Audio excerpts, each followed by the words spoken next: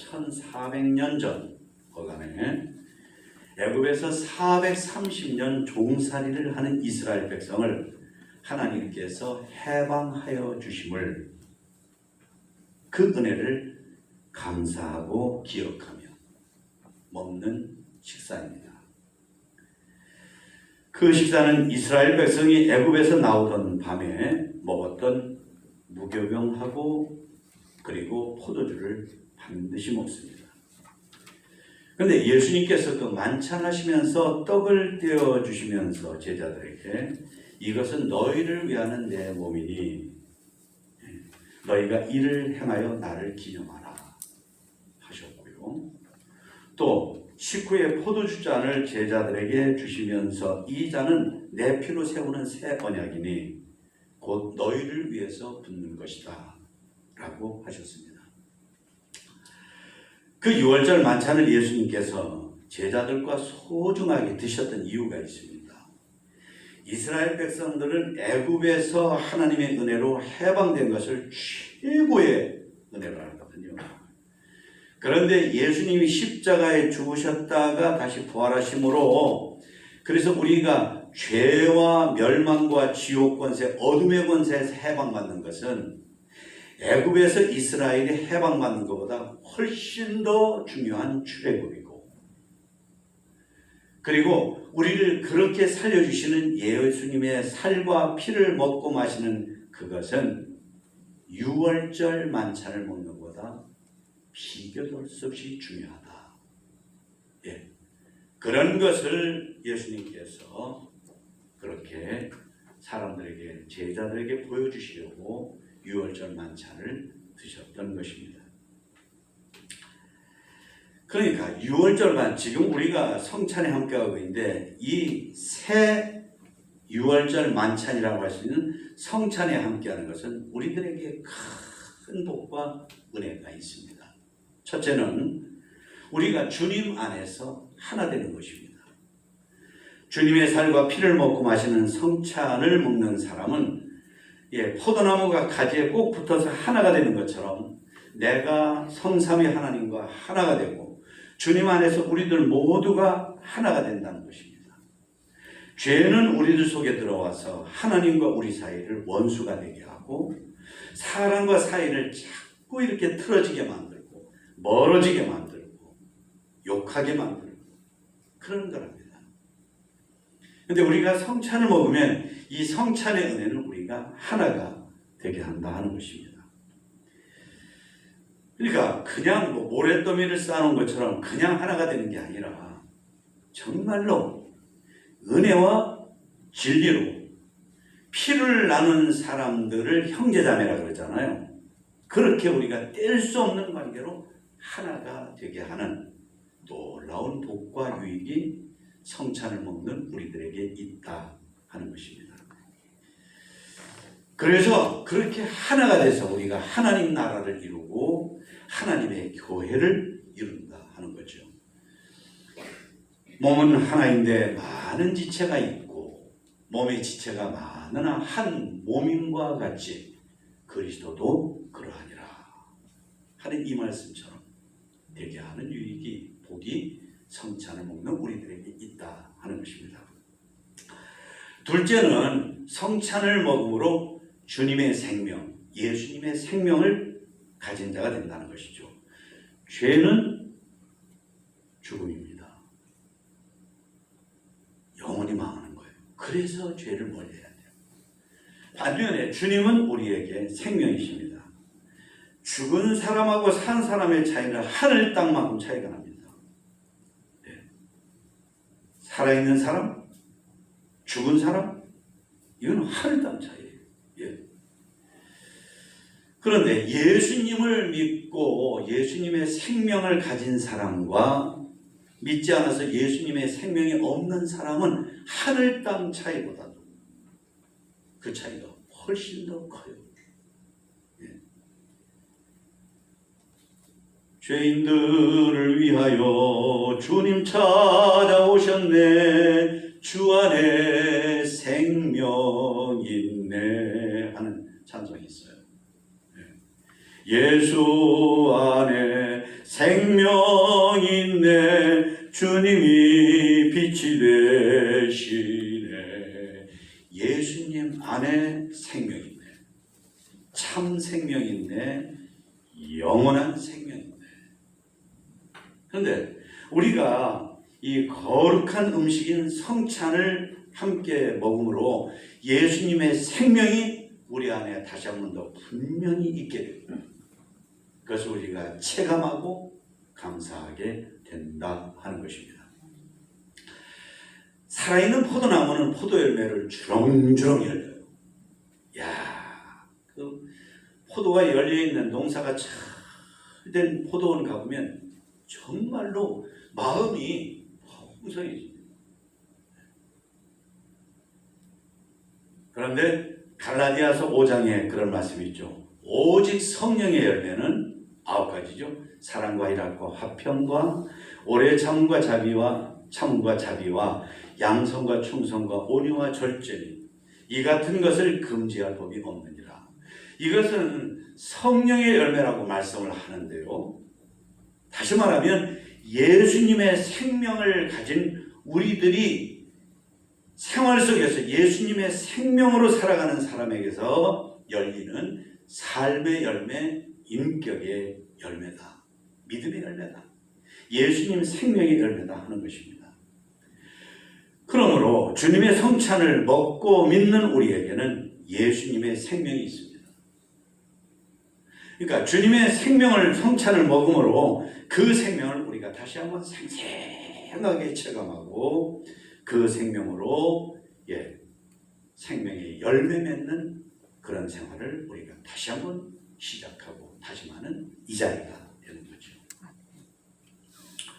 세 번째는 우리가 성찬을 먹음으로 주님께서 주시는 힘을 갖게 된다는 거예요. 사흘에 피죽한 그릇도 못 먹은 사람 같다. 뭐죠? 너무 못 먹어서 힘이 하나도 없는 사람 말이에요. 힘이 하나도 없는 사람은 아무것도 할 수 없고 전혀 행복하지가 않죠. 주님의 살과 피를 먹는 성찬을 받는 사람은 그 마음과 정신이 건강해지고 힘이 납니다. 더 중요한 것은 주님의 성찬을 먹으면 사람에게만 있는 영혼이 강건해진다는 사실이에요. 영혼이 강건해져. 영혼이 강건하면 몸도 마음도 인생도 하루하루의 생활도 힘이 납니다. 그래서 하나님의 일을 잘하고요. 그리고 우리가 해야 될 직분을 잘 감당하게 되고요. 영혼에 힘이 있으면 이거 보세요. 순종을 잘하고 감사를 잘하고 예배를 잘 드리고 전도를 잘합니다. 왜 내가 요즘에 예배를 이렇게 성의 없이 드릴까? 억지로 드릴까? 왜 나는 살아가면서 지금까지 예수님을 10년, 20년, 30년, 40년인데 한 명도 전도를 못할까? 이유가 있습니다. 영혼이 강건하지 않은 거예요. 그러니까 오늘의 이 성찬을 한 번 있는 그냥 예식으로 받아 먹으면 의미가 없어요. 여러분 사람이 음식을 먹는데 막 먹으면 체하잖아요. 마찬가지예요. 이것을 잘 받아 먹으면 영혼이 강건해져서 우리가 해야 될 생활을 신앙생활을 잘하는 우리가 된다 하는 것입니다. 십자가도 정말 기쁘게 져요. 교회를 진정 사랑하게 됩니다. 하나님의 교회를 위해서 내가 진정 충성하게 됩니다. 사탄은 믿는 자가 기도하지 못하게 합니다. 찬송하지 못하게 합니다. 예배를 잘 드리지 못하게 합니다. 전도하지 못하게 합니다. 그러나 성찬을 먹고서 영혼에 힘이 나는 사람은 그런 사탄 마귀의 괴계를 물리치고 그런 것을 행복하게 힘차게 잘하는 우리가 되게 해주시는 복과 유익이 성찬에 있어요. 더군다나 성찬은 주님 안에서 우리를 행복하게 합니다. 성찬을 먹는 것은 우리가 먹을 것을 먹지 못한 굶주린 사람은 세상 만사가 귀찮고 손 하나 까딱 못하죠. 배고픔의 괴로움, 슬픔 얼마나 큰지. 그래서 금강산 구경도 식후경이라고 해요. 배고픈 서름이라 그러죠. 배고파 본 사람은 그 서름이 어떤 것인지를 알아요. 그래서 우리 가족들이 먹고 사는 걱정이 없어진 사람은, 배고픔의 서름을 아는 사람은 그것 자체를 당연한 것으로 여기지 않고 참으로 감사합니다. 하나님, 우리 가족이 먹고 사는 걱정하지 않고 이렇게 살게 해주신 것 감사합니다. 그러니까 작은 것 가지고도 행복한 사람이 되는 거예요. 이게 없는 사람은 좋은 자동차를 타고 다니도 사실은 진정한 감사가 인격에서 나오지가 않는 거죠.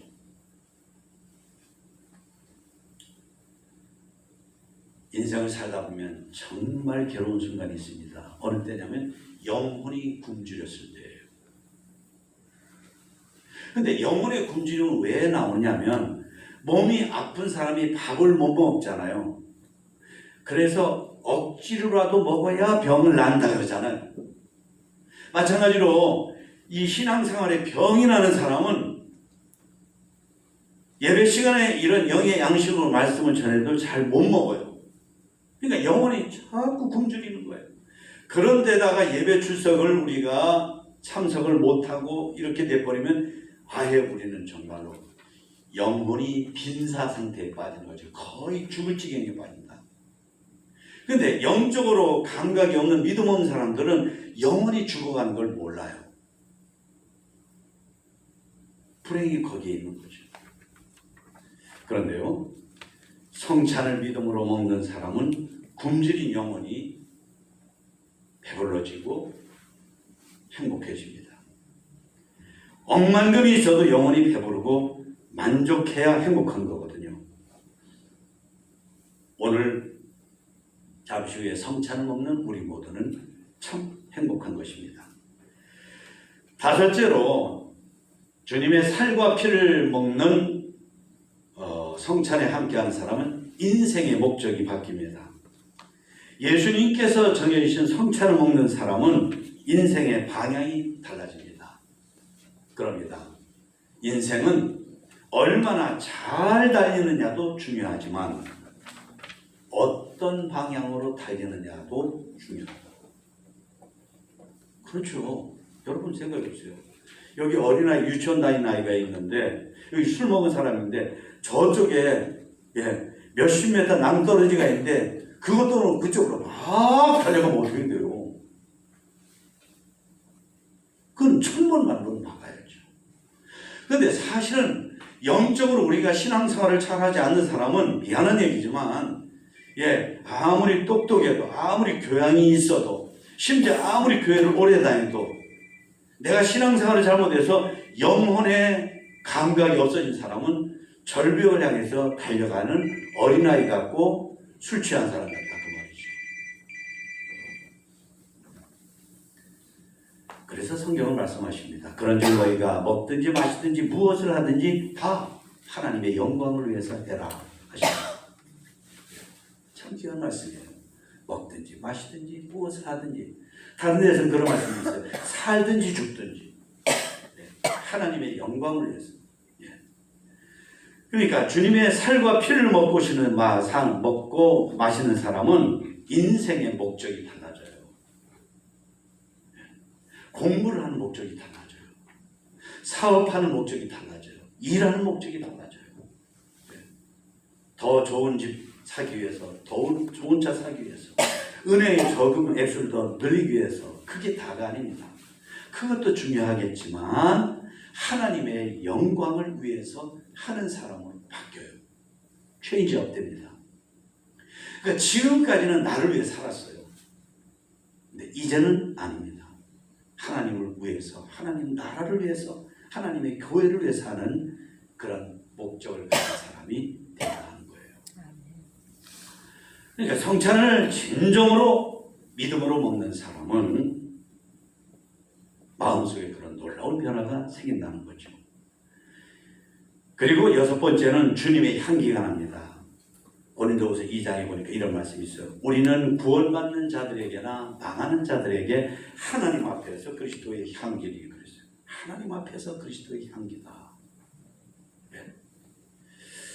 어느 날 저희 집에 화분 가운데 하나에서 엄청나게 향기가 나는 거예요. 살펴봤더니 자스민이라고 하는 꽃이 2송이밖에 안 피었어요. 그런데도 거실에 크게 향기가 풍겨나는 거예요. 사람에게서도 향기 혹은 냄새가 납니다. 어떤 사람에게서는 라일락, 백합, 장미, 천리향, 자스민 같은 향기가 나고 어떤 사람에게는 그 반대 냄새가 날 수가 있습니다. 그 차이는 각 사람의 마음과 생각이 다른 데서 오는 거죠. 죄의 마음이 이끌려서 그래서 이기적이고 욕심스럽고 교만하고 자기중심적이고 세속적이고 게으르고 참고 견디지 못하고 해야 하는 결단을 이루지 못하고 동물적인 본성만 끌려서 살아가는 사람은 향기가 아닌 냄새를 풍기기가 쉬워요. 내가 만약에 오늘 이 성찬을 받는데 지금까지 그러한 것 같으면 그거 회개하고 성찬을 받아야 돼요. 하나님, 제가 주님의 향기를 풍기지 못하고 아담과 하와로부터 물려받은 타락한 성품에서 나오는 냄새를 풍기며 살아온 것 잘못했습니다. 용서해 주세요. 나보다 나를 더 잘 아시는데 주님은 나를 용서해 주세요.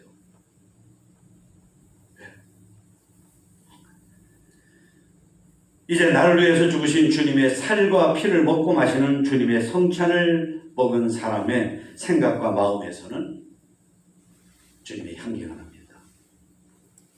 왜 아카시아에서 아카시아 향기가 날 거예요? 아카시아 생명이 있으니까 그런 거예요. 우리가 성찬을 먹음으로 주님의 생명이 우리 안에 있으면 우리에게서 주님의 향기가 나는 거죠. 주님의 마음을 가진 사람의 사랑의 향기, 온유의 향기, 믿음의 향기, 너그러움의 향기, 부드러움의 향기, 그리고 소박함의 향기, 섬김의 향기, 용서의 향기, 관용의 향기, 진실의 향기, 인내의 향기, 친절함의 향기. 이런 향기가 정말 자스민 향기처럼 아카시아 향기처럼 장미 향기처럼 풍겨나는 그런 사람이 되고 생활이 되고 인생이 되는 거죠. 다시 한번 말씀드립니다. 우리는 구원받는 사람에게나 그리고 망하는 자들에게 하나님 앞에서 뭐라고요? 그리스도의 향기다. 같이 보실까요? 나는 그리스도의 향기입니다. 다시 한번 내 인격을 내가 손으로 만지면서 해보세요. 나는 주님의 향기입니다. 그렇습니다. 그런데 여러분, 성찬을 먹는 우리는 믿음을 다짐하고 회개하고 드셔야 됩니다. 음식 막 먹으면 취해요. 안 먹는 것만 못해요. 잘못하면 큰 병이 됩니다. 성찬 더 그렇습니다. 성찬을 잘 먹어야 돼요. 주님의 몸을 먹는 떡이고 주님의 피를 마시는 것 같은 포도잔이에요. 근데 이걸 막 먹으면 어떻게 되겠어요? 죄인들을 구원하시려고 십자가에 못 박히신 예수 그리스도의 살을 먹듯이 떡을 먹고 피를 마시든지 포도주를 마시는 성찬을 대할 때 우리는 지금까지 내가 주님 뜻대로 말씀대로 살지 않은 설교를 듣고도 설교는 하나님 말씀 전하는 건데 설교를 듣고도 설교대로 살려고 하는데 집중하지 못하고 관심도 없고 만약에 그랬다면 이건 큰 일이죠. 회개해야 됩니다. 회개하고 성찬을 먹어야 성찬의 복이 고스란히 내 복이 되는 거거든요. 유익이 고스란히 내 유익이 되는 거거든요. 그렇지 않으면 죄예요. 그것이 성찬을 받는 우리를 향하신 하나님의 소원이시고 하나님의 기쁨 명령이십니다. 그러니까 회개하지 않고 성찬을 먹는 사람은 자기 죄를 먹고 마시는 거라 그랬어요. 얼마나 큰 모순인지. 그리고요, 성삼위의 하나님을 창조주 하나님으로, 나를 구원해 주시는 주님으로, 우리의 삶을 도와주시는 성령님으로 우리가 확실하게 믿어야 된다. 무엇보다도 성찬에 참여하는 은혜를 주신 하나님께 뜨거운 감사를 드리고 영광을 드리면서 하시기 바랍니다. 성찬의 복과 유익이 이렇게 크고 귀중하기 때문에 우리 교회가 그렇게 못해서 미안한데, 어떤 교회는 매달마다 성찬을 하는 교회가 있어요. 어떤 교파나 교회에서는 매주마다 성찬을 해요. 그렇게 못해도 우리가 더 정말 믿음으로 하고 횟수를 조금이라도 더 해야 되겠다 하는 생각을 이번 성찬식을 통해서 하게 되는 것입니다. 오늘은 예수님께서 나귀를 타시고 예루살렘으로 들어가시니까 사람들이 호산나 호산나 하고 환영을 했어요. 이거는 만세, 예수님 만세 하는 소리거든요. 그런데 그 다음 날부터 분위기가 돌변하는 거예요. 막 돌풍이 부는 것처럼. 그러면서 서정없는 고난과 죽임이 예수님을 때린 것입니다. 그런데도 예수님께서 의연하게 후회하거나 흔들리지 아니하시고 우리를 구원하시는 고난의 길, 죽음의 길을 쫙 가신 이유는 뭐냐면, 이 성찬을 통해서 우리에게 주시는 복과 은혜를 주시려고 그렇게 가신 거예요. 할렐루야. 아멘. 이것을 믿고 성찬에 함께 하시는 저와 여러분 모두가 되시기를 주님의 이름으로 축원합니다. 아멘.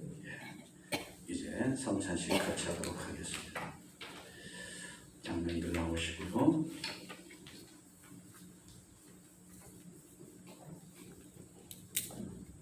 성찬에는 사장이 있어서 우리 권장님 못 나오시고 서창동 목사님과 그리고 윤성탁 장로님께서 함께 하십니다.